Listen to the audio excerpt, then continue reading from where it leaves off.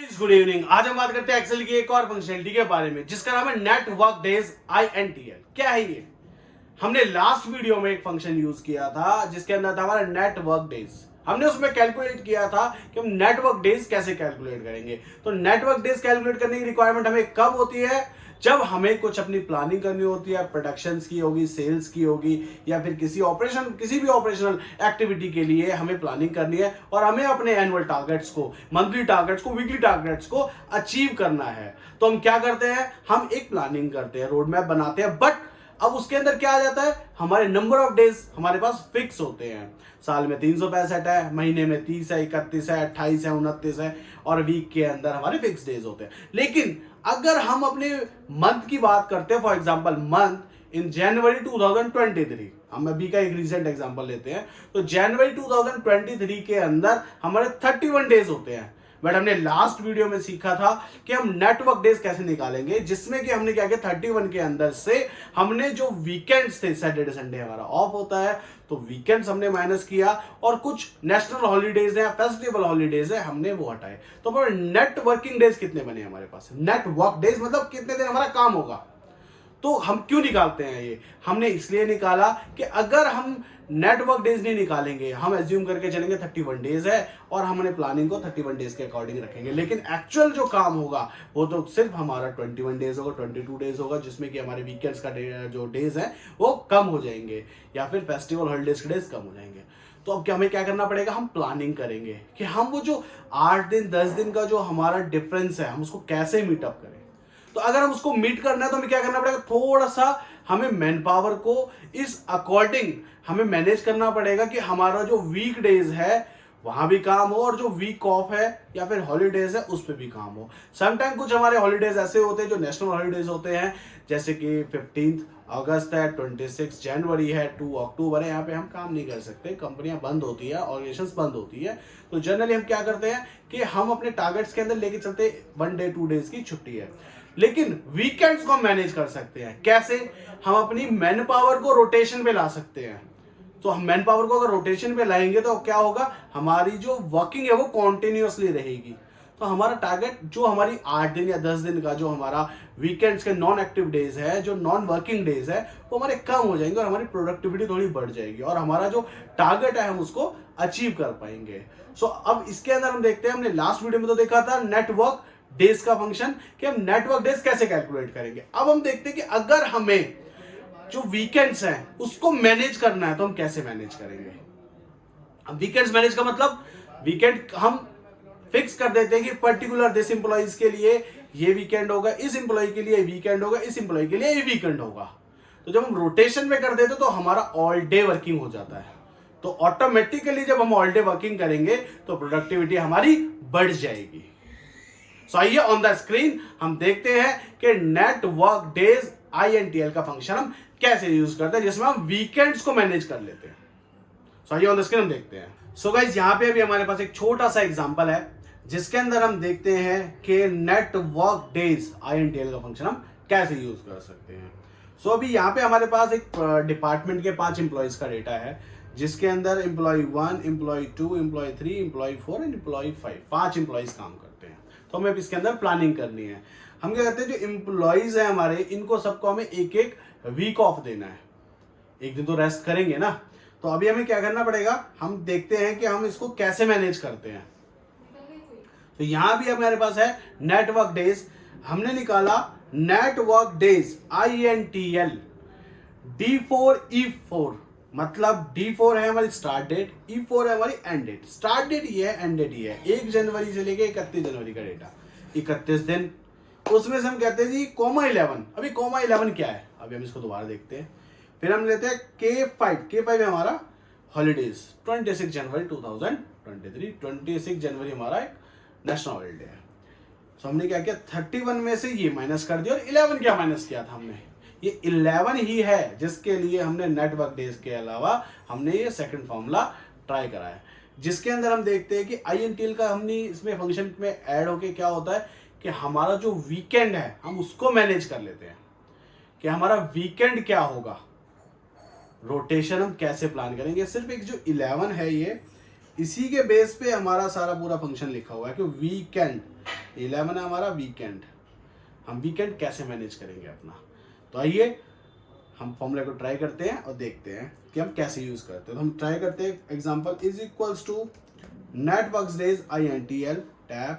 अब कहता है हमसे स्टार्ट डेट बताओ भाई, स्टार्ट डेट क्या है। हमने कहा जी स्टार्ट डेट है भाई, स्टार्ट डेट आप ले लो ये 1 जनवरी कॉमा। अब कहता है एंड डेट बताओ, हमने कहा भाई एंड डेट आप ये ले लो कॉमा। अब हमसे पूछता है जी वीकेंड बता दो, एम्प्लॉय जो 2 है आप इसको कब वीकेंड ऑफ दे रहे हो। हम कहते हैं भाई एम्प्लॉय 2 को यार आप दे दो, कब दोगे। चलो एक एम्प्लॉय है, जो एम्प्लॉय 1 है वो संडे को ऑफ कर रहा है, आप इसको मंडे को ऑफ दे दो। तो हम क्या करते हैं नीचे जाते हैं, वीकेंड ऑफ मंडे ओनली, इसका सिर्फ मंडे को ही छुट्टी होगी इसकी। तो क्या होगा, ये संडे को आएगा। तो हमारा जो बंदा संडे को छुट्टी पे है, एम्प्लॉयमेंट छुट्टी पे है, ये इस पे वर्किंग हो गया। तो एक बंदे को रेस्ट मिलेगा वीक में एक दिन, टैब 12 आ गया कॉमा। अब कहता है जी हमसे हॉलीडे पूछ रहा है, जी हॉलीडे बता दो। क्या भाई हॉलीडे की लिस्ट ही है, हमारा जनवरी में 26 जनवरी की छुट्टी है, ये तो इसको भी देनी पड़ेगी। तो इसके डेज कितने निकल गए हमें, 25 डेज। अब हमने देखा जो हमारा एम्प्लॉय 1 था और एम्प्लॉय 2 था, दोनों के डेज बराबर है। 25 डेज इसने काम किया, 25 डेज इसने काम किया, कोई पार्शियलिटी नहीं। लेकिन जो एम्प्लॉय 1 था इसने संडे को छुट्टी कर ली, एम्प्लॉय 2 ने मंडे को छुट्टी कर ली, लेकिन हमारा काम नहीं रुका, हमारी वर्किंग चलती रही। तो हमारा जो एनुअल या फिर हमारा जो टारगेट्स है हम वो इजीली अचीव कर पाएंगे, हमारी प्लानिंग अकॉर्डिंगली चल रही है। तो अब हम इसमें निकालते हैं कि हमारे नेट ऑफ डेज कितने निकल गए, इज इक्वल टू 31 माइनस हमारे 25। तो यहाँ पे भी हमारे 6 दिन ही ऑफ हुए। अब एक थर्ड एग्जांपल और ट्राई करते हैं, इज इक्वल टू जल्दी जल्दी हम 2 3 4 5 हम सारे कर लेते हैं। Is equal to network days comma start date end date comma. अब हम इसको दे देते हैं ट्यूसडे का off tab and then select this enter. इसको देते हैं हम network days start date comma end date comma. Weekend हम इसको दे देते हैं थर्सडे का off comma select holiday enter. Equals to network days start date comma end date comma. हम इसको दे देते हैं थर्सडे कॉमा हॉलीडे। अब क्या हुआ, हमने यहाँ क्या किया, अब यह देखते हैं।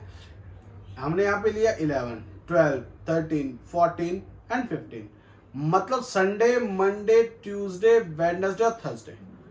थर्सडे तक सबकी छुट्टी हुई, बाकी दिन सब काम हुए। 5 डिपार्टमेंट थे, 5 एम्प्लॉइज थे। तो हमारा क्या हुआ, इस रोटेशन से क्या हुआ, 31 माइनस दिस कॉपी और डीएस फॉर्मूला। अब क्या हुआ, हमारे जो ऑफ डेज हैं ये मैनेज हो कर लिया हमने।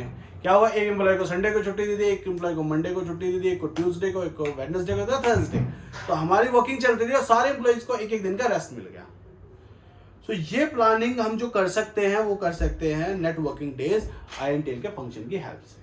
सो इसके बेस से हम क्या कर सकते हैं, अपनी मैन पावर को इफेक्टिवली यूज कर सकते हैं, अपने टारगेट्स को अचीव कर सकते हैं और अपनी जो भी हमारी वर्किंग है उसको स्मूथली हम कंप्लीट कर सकते हैं। अभी देखो इसमें इम्पैक्ट क्या आया, इस जो एक एम्प्लॉय है, एम्प्लॉय 5 है, इसको 27 डेज का इसका वर्किंग डे हो गया, लेकिन इसको वीक ऑफ तो इसको भी मिला,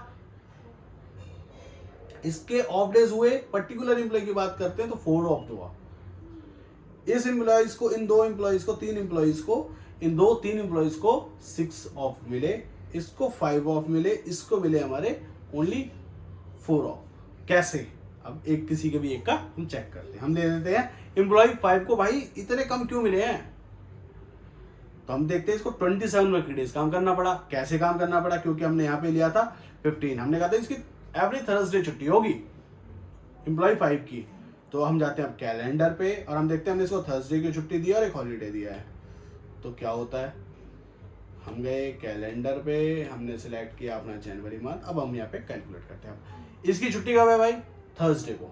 अब थर्सडे कितने, 31 डेज के अंदर से कितने थर्सडे पड़ते हैं, 1 2 3 अब 4 सेट थर्सडे हो गए। अब कहते हैं हॉलीडे की छुट्टी दो, जो नेशनल हॉलीडे पड़ रहा है 26 जनवरी, तो उसके अलग से थोड़ी देंगे भाई, वो तेरे वीकेंड में ही आ रहा है। तो वीकेंड में आ गया 26 जनवरी, थर्सडे को आ गया, तो इसलिए इसको एक छुट्टी का नुकसान हो गया, नहीं तो इसकी भी छुट्टियां कितनी होती, 5 होती। या फिर मंथ हमारा जो स्टार्ट होता वो थर्सडे पे ही स्टार्ट होता, इसका पहले दिन, मंथ के पहले दिन पे भी छुट्टी होती। तो जो हमारे रोटेशन चलता है इसके अकॉर्डिंग हमारी जो ऑफ डेज भी चेंज होते रहते हैं। तो with the help of this function हम अपनी प्लानिंग को थोड़ा सा बेटर बना सकते हैं और अपनी प्रोडक्टिविटी को इंप्रूव कर सकते हैं। सो गाइज ये था हमारा नेट वर्क डेज INTL का फंक्शन। सो गाइज आपको आई होप कि आपको कॉन्सेप्ट समझ आया हो। Thank you so much for watching this video, and I will attach the same workbook in the description link so you can download and do practice. Thanks for watching.